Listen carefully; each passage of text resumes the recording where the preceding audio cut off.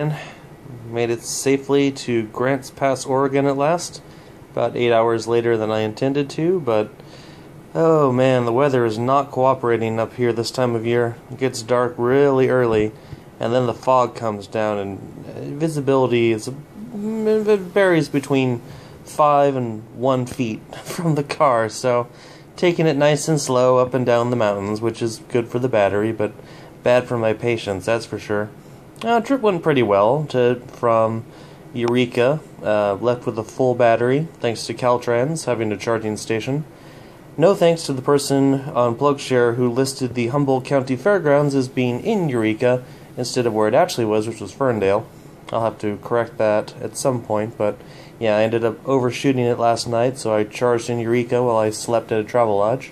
Worked out okay, but man, that hotel's location is noisy. Wish I'd remembered to bring the earplugs in from the car, but I'm parked about a mile away, so I didn't really want to go back for them.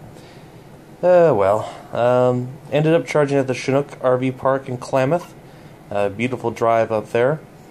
Stayed about 6.5 hours or so. $15 to charge was a bit much, I think, but definitely a beautiful location. I'll have to come back in the summer when the jet boats are there again. They were all put away for the summer, obviously. Went from there to the RV park in Crescent City to get a top-up. Was there for about 2.5, 3 hours. Got there just after the office closed, and there was no one around to charge me for charging, so that ended up being free, which is nice. Then I went on to the campground in O'Brien, Oregon.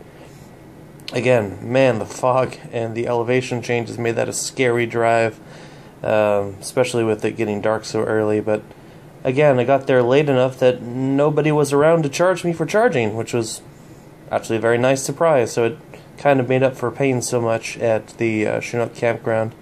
But my god, it was cold. It was like 27 degrees, and I tried to sleep in the car, at least for a few hours, but that just couldn't get comfortable. And I do have to agree with people who have said that the 2011 and 2012 Leafs heater is pretty anemic. It kept me from freezing thanks to a blanket, but yeah, in 27 degree weather, it just doesn't work very well. Definitely looking forward to trading in my lease for a 2014 Leaf with the heat pump. So, from what I've heard, it is very nice, and it's nice and warm. So, gonna sleep in here. It's about 5:30 in the morning at this point. I'd originally intended to be here at about 10 or 11 in the evening, but what can you do? So, since it's my schedule, I'm going to sleep in a little bit, hit the fast charger here in Grants Pass, finally into the land of fast chargers again. I've missed them since Calistoga.